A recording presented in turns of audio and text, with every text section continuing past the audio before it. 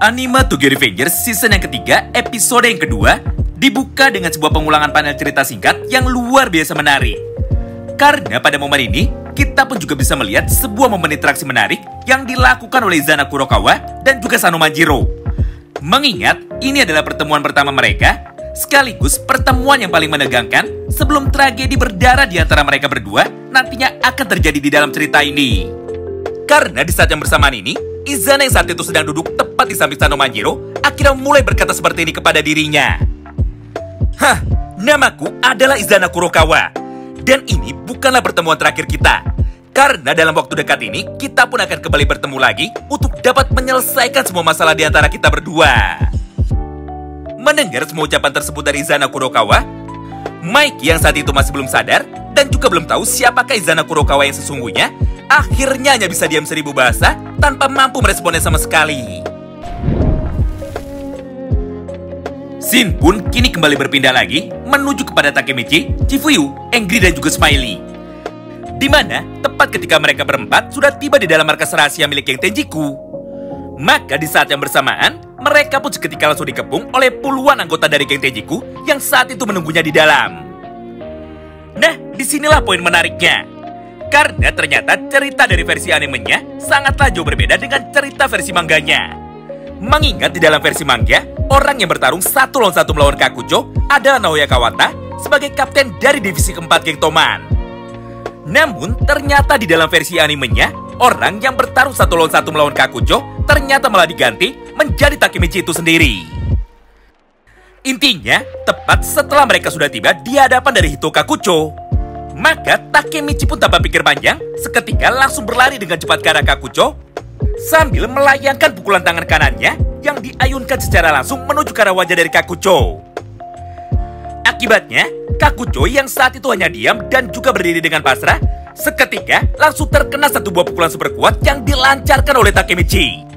Hingga pada akhirnya, tubuh dari Kakucho pun langsung terpental ke belakang dan dia pun seketika langsung terkapar di lantai. Berdasarkan hal itu, maka tepat di saat yang bersamaan tersebut, ingatan dari Takemichi tentang semua kenangan masa lalunya yang sempat hilang akhirnya kini seketika langsung kembali. Sederhananya, setelah berhasil memukul wajah dari Kakucho dan juga membuatnya tumbang, maka Takemichi pun akhirnya langsung ingat bahwa orang yang saat ini ada di hadapannya adalah sahabat masa kecilnya, yaitu Hito Kakucho. Di mana ketika mereka berdua masih kecil, Kakucho tidak pernah menang satu kali pun ketika bertarung 1 lawan 1 menghadapi Takemichi. Mengingat pada masa lalu tersebut, Takemichi adalah satu-satunya anak yang paling kuat dan juga yang paling berani dibandingkan dengan anak lain yang seusia mereka. Namun, meskipun Takemichi kuat, nyatanya Takemichi tidak pernah menggunakan kekuatannya itu untuk bisa menyakiti orang lain. Tapi, Takemichi lebih memilih untuk menggunakan semua kekuatannya tersebut demi dapat melindungi semua teman-temannya. Hal itu pun terekam dengan sempurna di dalam ingatan Hito Kakucho. Karena ketika Kakucho dulu selalu dibully dan juga dikeroyok oleh para berandalan lain, maka Takemichi lah orang yang selalu datang untuk menolong demi mengalahkan para berandalan lain tersebut. Nah, setelah mengingat semua kenangan masa lalunya itu, maka pada panel berikutnya, Takemichi yang saat ini masih nampak sangat terkejut, akhirnya seketika langsung berkata, "Hah? Sejak kapan aku bisa menjadi kuat seperti ini? Dan sejak kapan pukulanku memiliki power yang besar, bahkan bisa digunakan untuk mengajar orang lain sampai terpental sangat jauh?" Tapi sayangnya, belum sempat Takemichi menemukan jawaban atas semua pertanyaannya itu. Maka pada panel berikutnya, Kakucho yang saat itu sudah mulai bangkit dan juga sudah mulai berdiri, akhirnya segera berkata seperti ini kepada Hanagaki Takemichi. "Woi Takemichi, berdasarkan rumor yang selama ini beredar, aku dengar kau sudah menjadi seorang kapten dari divisi pertama Geng Toman. Tapi, ternyata setelah beberapa tahun tidak bertemu, kau masih sama saja seperti dulu. Karena kenyataannya, tidak peduli apapun yang terjadi, kau adalah seorang pahlawanku." Tidak hanya sampai di situ. Karena pada panel berikutnya, Kakucho yang saat ini sudah mulai serius, seketika kembali melanjutkan semua perkataannya lagi. "Dengar Takemichi, pimpinan dari Geng Yokohama Tenjiku adalah Izana Kurokawa. Dia adalah orang yang telah menyelamatkan hidupku dan juga memberikanku sebuah harapan baru supaya bisa terus hidup. Jadi berdasarkan hal itu, maka aku pun sejak dulu sudah berniat untuk bisa mendedikasikan semua hidupku demi Izana Kurokawa. Tapi entah kenapa, Di dalam beberapa tahun terakhir, sikap dan juga tingkah laku dari Izana Kurokawa seketika langsung berubah dengan sangat drastis. Di mana Izana yang awalnya adalah orang yang sangat baik dan juga sangat peduli kepada semua orang yang ada di lingkungannya, sekarang malah berubah menjadi Izana yang sangat kejam dan juga Izana yang sangat brutal. Nah, karena kebetulan saat ini aku sudah tahu bahwa dirimu sudah menjadi kapten di dalam generasi pertama geng Toman, maka aku pun memiliki sebuah permintaan kepadamu, yaitu tolong selamatkan Izana Kurokawa dan juga tolong sadarkan dia. Mendengar semua ucapan itu dari Hito Kakucho, Takemichi pun seketika langsung menjadi terkejut. Hingga pada satu panel yang sama ini, Takemichi pun langsung bertanya kepada Kakucho lagi. Hah? Apa maksudmu barusan? Dan siapakah orang yang bisa merubah Izana Kurokawa? Menyaksikan respon tersebut dari Hanagaki Takemichi, Kakucho pun tanpa pikir panjang, akhirnya segera meresponnya. Sejujurnya, aku sama sekali tidak paham mengenai apa alasan Toman dan juga Tenjiku bertarung. Namun meskipun begitu, ada satu hal yang saat ini aku tahu, bahwa terdapat satu orang lain lagi di belakang Izana Kurokawa yang mampu mengendalikan Izana dan juga membuat Izana menjadi seperti ini. Dan orang itu tidak lain dan juga tidak bukan adalah Kisaki Teta. Scene pun kini berpindah. Setelah beberapa hari berlalu, dan setelah Mike sudah tahu mengenai apa yang sebenarnya terjadi kepada semua teman-temannya, maka tanpa pikir panjang, Mikey pun seketika langsung memanggil semua anggota dari geng Toman generasi pertama untuk mengadakan sebuah rapat penting yang malam ini akan segera dimulai. Di mana pada momen tersebut, Draken yang saat itu sudah mulai nampak sangat emosi, akhirnya segera berteriak menuju ke arah teman-temannya sambil berkata dengan sangat lantang sekali. Dengar, kemarin beberapa anggota dari geng Toman diserang secara mendadak oleh para anggota geng Tenjiku yang datang ke kota Tokyo. Tenjiku adalah sebuah geng yang baru saja dibentuk akhir-akhir ini. Jadi, kami pun sama sekali tidak tahu seperti apakah informasi yang dimiliki oleh geng Tenjiku. Berdasarkan hal itu, maka tujuanku mengumpulkan kalian semua sangatlah sederhana sekali, yaitu untuk mengumpulkan informasi sebanyak mungkin sebelum kita memulai pertarungan melawan mereka semua. Jadi, bagi siapapun dari kalian yang memiliki informasi mengenai geng Yokohama Tenjiku, maka silahkan langsung maju ke depan dan sampaikan kepada kita semua. Mendengar ucapan dari Draken itu, Chifuyi pun tanpa pikir panjang, akhirnya seketika langsung maju ke depan sambil berkata seperti ini. Draken, pasukan yang menyerang kami disebut dengan Mochizuku Unit, di mana pada divisi itu, Mochizuku Kanjilah yang menjadi pimpinannya. Jadi kemungkinan besar, di dalam geng Yokohama Tenjiku, dialah petarung yang terkuatnya. Menyaksikan penjelasan yang disampaikan oleh Chifuyi itu, Mitsuya pun tanpa menunggu lama lagi, akhirnya segera memotongnya. Tidak, Mochi bukanlah yang terkuat di dalam geng Tenjiku. Karena kenyataannya, Tenjiku memiliki dua orang anggota lain lagi yang merupakan berandal nomor satu di dalam kota Roppongi. Mereka adalah pasangan kakak beradik, yaitu Ran dan juga Rindo Haitani. Nah, tepat di momen inilah, beberapa kapten lain yang ada di dalam geng Toman generasi pertama seketika kembali menambahkan semua ucapan dari Mitsuya barusan. Di mana pada halaman berikutnya, sekarang giliran Yasuhiro muncul lah yang akhirnya mulai menyampaikan semua informasi yang dia miliki. Mikey, selain Mochizuku Kanji dan juga pasangan Haitani bersaudara, Tenjiku juga memiliki satu orang berandalan paling brutal lagi yang merupakan mantan anggota dari generasi S62, yaitu Shion Madarame. Dialah orang yang bertanggung jawab atas terlukanya para anggota Toman hingga sampai dilarikan ke rumah sakit. Mendengar informasi tambahan itu dari Yasuhiro Mujo, Mikey pun seketika langsung sadar bahwa geng Tenjiku ternyata masih memiliki ikatan dengan geng Black Dragons generasi ke-8 dan juga generasi yang ke-9-nya. Di mana Izana yang menyatukan mereka semua hingga terbentuklah geng Yokohama Tenjiku. Namun meskipun begitu, Mikey pun sama sekali tidak merasa khawatir. Sampai pada panel yang terakhir ini, Mikey pun tanpa pikir panjang, akhirnya seketika langsung berkata kepada semua teman-temannya. Dengar, aku sama sekali tidak peduli siapakah anggota dari geng Tenjiku itu. Karena ketika mereka sudah memutuskan untuk melukai semua teman-temanku, maka aku pun tidak bisa tinggal diam saja. Oleh karena itu, sekarang giliran geng Toman lah yang akan mulai menyerang pertama. Jadi persiapkanlah diri kalian. Karena di dalam waktu dekat ini, Toman akan pergi berperang melawan geng Yokohama Tenjiku. Mendengar sebuah pidato singkat yang baru saja diucapkan oleh Sano Manjiro tersebut, maka di saat yang bersamaan itu, semua anggota Toman lain yang ada di lokasi itu seketika langsung bersemangat. Hingga tanpa pikir panjang lagi, mereka pun seketika langsung bersorak-sorai sambil meneriaki nama Toman berkali-kali. Nah, respon yang sangat berbanding terbalik justru malah terlihat dari sudut pandang Takemichi. Di mana pada momen ini, Takemichi adalah satu-satunya orang yang malah terlihat sangat khawatir. Karena kenyataannya, Takemichi pun sebenarnya sudah tahu bahwa Izana bukanlah pemimpin yang sesungguhnya dari geng Yokohama Tenjiku. Mengingat geng Tenjiku memiliki satu orang pemimpin lagi yang mampu mengendalikan mereka semua dari balik bayangan, siapa lagi kalau bukan Kisaki Teta. Berdasarkan hal itu, maka dengan penuh keyakinan, Takemichi pun akhirnya langsung berkata kepada Chifuyu Matsuno, "Chifuyu, aku akan kembali ke masa depan lagi untuk mencari informasi lebih detail mengenai siapakah Tenjiku itu. Karena aku memiliki firasat yang sangat buruk tentang Kisaki Teta.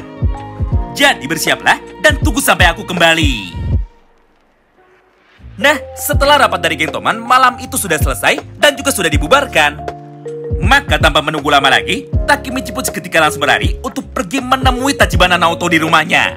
Serta Takemichi pun langsung memegang tangan dari Tachibana Naoto lagi demi bisa melakukan time leaping supaya dapat pergi menuju ke masa depan. Singkat cerita, tepat setelah Takemichi sudah tiba di masa depan, maka dia pun tanpa pikir panjang seketika langsung bercerita kepada Tachibana Naoto mengenai semua kejadian penting yang sempat dia lewati ketika kesadaran dari Takemichi sedang berada di masa lalu. Mulai dari proses penyerangan geng Tenjiku yang pertama kalinya, sampai dengan rapat pertemuan penting yang dilakukan oleh geng Toman generasi pertama. Nah, mendengar semua penjelasan tersebut dari Takemichi, maka Naoto pun seketika langsung berkata, "Hah? Jadi begitu ya? Tidak peduli di garis waktu manapun, Kisaki selalu berhasil selamat. Serta Kisaki jugalah yang selalu menjadi dalang di balik semua tragedi berdarah yang terjadi di masa lalu. Berdasarkan hal itu, maka menurutku hanya ada satu cara yang mungkin bisa kita gunakan untuk dapat menyelamatkan semua orang. Yaitu, kita harus membunuh Kisaki Teta sebelum semuanya terlambat." Mendengar ucapan itu dari mulut Tachibana Naoto, Takemichi pun seketika langsung memotongnya. "Hah? Apa aku tidak salah dengar? Apakah mengeluarkan Kisaki Teta saja masih belum cukup untuk bisa merubah masa depan yang baik?" Di momen itulah, Naoto pun segera memotong ucapan dari Takemichi lagi, serta dia pun langsung menjelaskan semua alasannya. Dengar Takemichi, tidak peduli seberapa banyak kau memperbaiki masa lalu, namun kenyataannya tidak ada satupun anggota dari geng Toman yang masih bisa tetap hidup dengan tenang ketika mereka berada di masa depan. Jadi, jika kau ingin menyelamatkan semua orang, maka hanya itu sajalah satu-satunya cara yang saat ini paling masuk akal.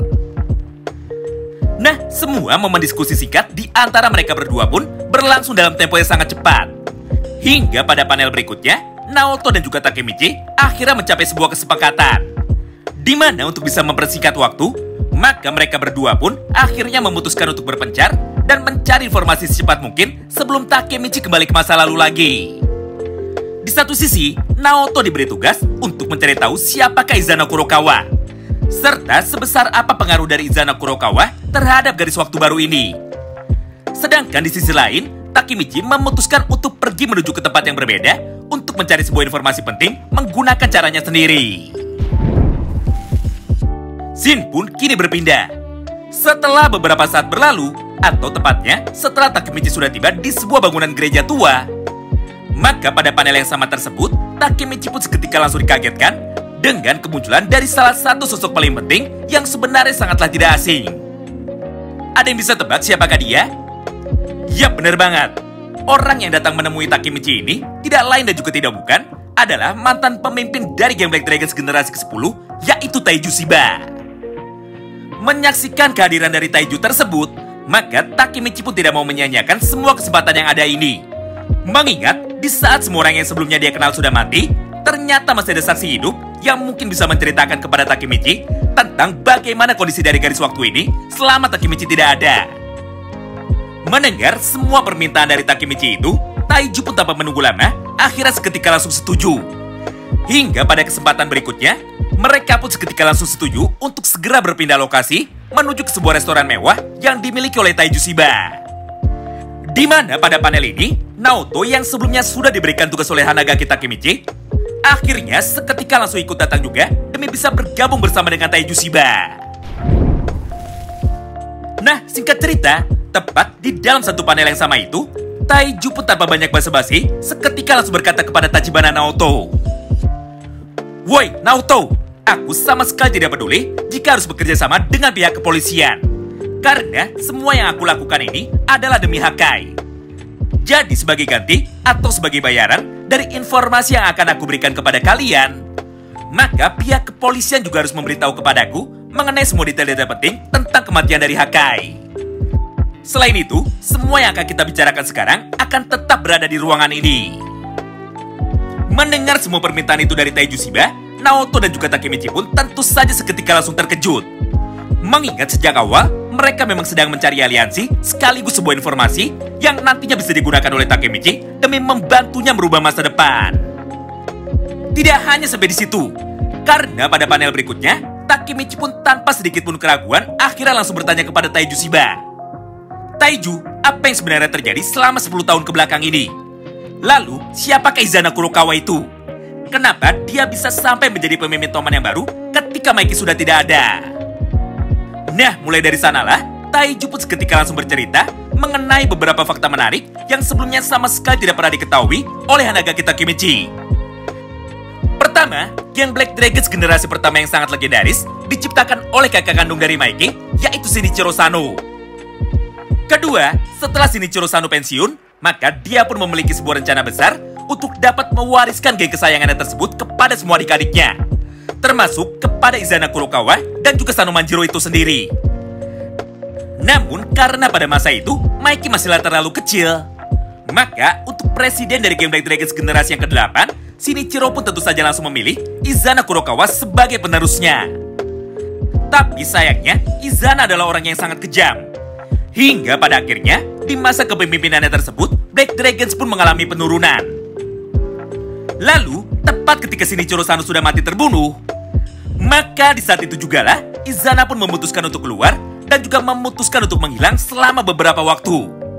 Sampai setelah 2 tahun berlalu, atau tepatnya pada waktu 12 tahun yang lalu, Izana yang sebelumnya sempat mengasingkan diri, akhirnya dia pun memilih untuk bisa kembali lagi ke dalam dunia berandalan dengan cara membentuk sebuah gengnya sendiri, yaitu geng Yokohama Tenjiku, di mana semua anggota inti dari geng tersebut adalah mantan anggota dari generasi S62 atau generasi terburuk. Mulai dari Mochizuku Kanji, Shion Madarame, Yasuhiro Mucho, bahkan sampai dengan pasangan Haitani bersaudara.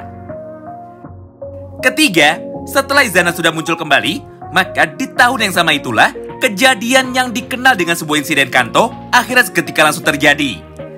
Di mana pada masa itu, Toman dan juga Tenjiku akhirnya menjalani sebuah pertarungan besar yang menimbulkan banyak sekali korban jiwa.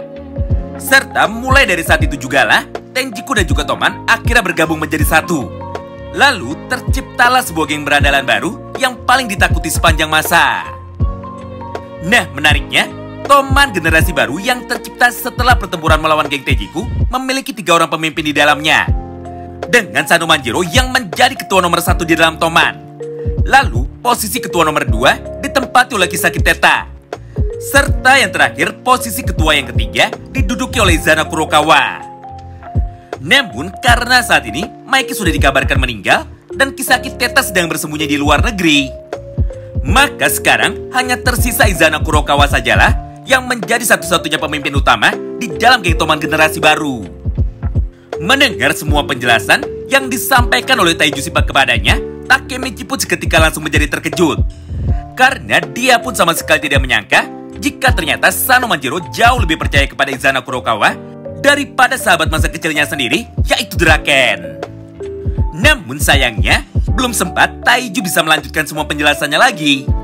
Maka di momen yang sama itu, pasukan dari geng Toman generasi baru yang dipimpin oleh Izana Kurokawa akhirnya seketika langsung datang ke markas dari Taiju Shiba. Mereka ada Hajime Kokonoi dan juga Inui Seisu. Tidak hanya itu, karena di saat yang bersamaan ini, Inui pun tanpa pikir panjang akhirnya langsung berkata kepada mereka semua, "Woi, di bawah perintah Izana Kurokawa, maka kami pun datang ke tempat ini untuk bisa menangkap kalian semua. Jadi bersiaplah, karena tidak akan ada yang bisa keluar dengan selamat ketika Izana sudah memberikan perintahnya." Wow, menarik banget ya. Itulah semua poin bocoran cerita singkat dari anime Tokyo Revengers season yang ketiga, episode yang keduanya. Tentu saja bagi kalian yang penasaran mengenai bagaimana jalannya cerita terbaru dari versi animasinya, maka nantikan terus update selanjutnya di channel ini setiap jam 4 sore. Terima kasih banyak yang sudah simak video ini sampai habis, dan salam berkuatam.